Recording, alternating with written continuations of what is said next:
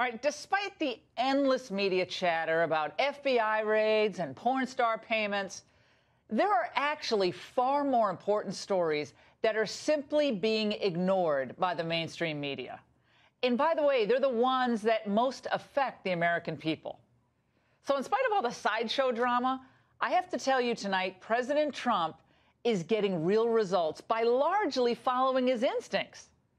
Think about it. On the immigration front, when all the others were afraid, well, Trump called for serious border enforcement, and he named the threats facing the United States.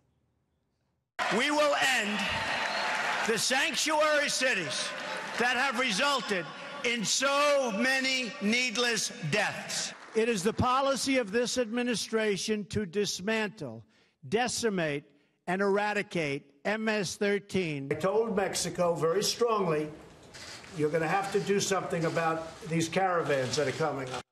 Oh, well, what became of that old caravan? Well, that caravan was largely dispersed. And whatever stragglers make it to our border, well, they'll be greeted by our friendly members of the National Guard. Then there was North Korea. Well, the pundit class attacked President Trump for daring to threaten Rocket Man with fire and fury if, in fact, Kim Jong-un persisted with his nuclear ambitions. Well, now North Korea is at the negotiating table and willing to discuss denuclearization. Winning. And remember the chorus of naysayers that greeted Trump's announcement to slap tough new tariffs on China? China is hitting back after President Trump appeared to raise the stakes. Wait a second. I'm sorry. It's such a surprise. Who could have imagined that we would be put in this terrible position? Simply saying jobs, jobs, jobs is about as convincing as trade wars are good and easy to win. How dangerous is it that the person who's negotiating this has his facts day in and day out wrong? And the person I'm talking about, Mr. President, is you. Much more persuasive when you do that into the camera. Well, China is now blinking on trade, thank you very much. And President Xi just announced that China is going to be lowering tariffs on auto imports, including those from the United States. He also promised to protect the intellectual property of those doing business in China. Now, why would he be making such sweeping changes? I wonder. President Trump's political instincts, let's face it, they're really good. But there are two major forces seeking to frustrate that instinct. First, Congress. Now, it was congressional leaders who lashed the president over those proposed China tariffs. They also refused to fund his border wall. In fact, they misled him on the border wall.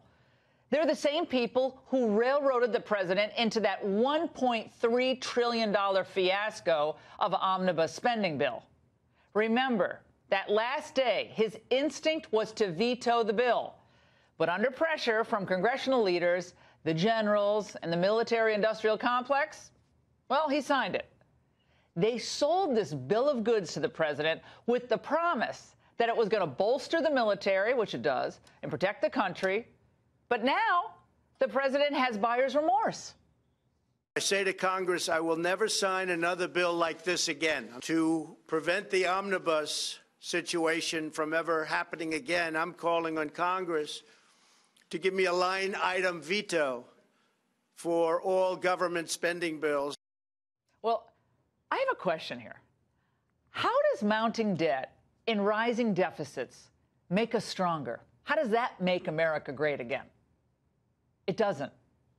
And now, even the GOP leaders who created this funding nightmare are looking to pass a few, show votes to demonstrate how fiscally responsible they are before the midterms. Oh, that's going to work. Well, the other force, the second force frustrating the president's instinct, is the war lobby. He is now being dragged back into a conflict in Syria, which is a dangerous, complex international situation fraught with trouble. Assad is certainly a vicious, horrible dictator, and the civil war there has cost hundreds of thousands of lives. But he also helped wipe out ISIS, and he is protecting the Christian minority in Syria, no doubt about that. Assad is aided and protected also by Iran and Russia, further complicating matters. So any military action, even targeted, limited airstrikes, they can lead to unintended consequences and international conflict that we cannot predict from this point. Dragging us into another desert war, that's not what the president campaigned on. In fact, he ran against military adventurism in the Middle East. In my opinion, we've spent $4 trillion trying to topple various people that, frankly, if they were there and if we could have spent that $4 trillion in the United States to fix our roads, our bridges, and all of the other problems, our airports, and all of the other problems we have, we would have been a lot better off. I can tell you that right now. We have done a tremendous disservice, not only to the Middle East, we've done a tremendous disservice to humanity. The people that have been killed, the people that have been wiped away, and for what? It's not like we had victory. The president is most successful when he sticks to his conservative populist instincts. Even when he was assaulted by the Bush, Graham, McCain establishment, he did the right thing. And why? Because the people were with him. It's part of the reason why he won this election. It's a major reason why he won this election. He's also best when he follows his political instincts, those raw political instincts that he has. And he's not talked into things by card-carrying members of the swamp who despise his agenda. Every time he lets the swamp lead, disaster follows. So my advice tonight to the president, stick to your agenda. Do not let investigations or Congress derail it or distract you. And a time when your numbers are up near 50% and Congresses, they're cratering. You should be giving them advice, not the other way around. And that's the angle.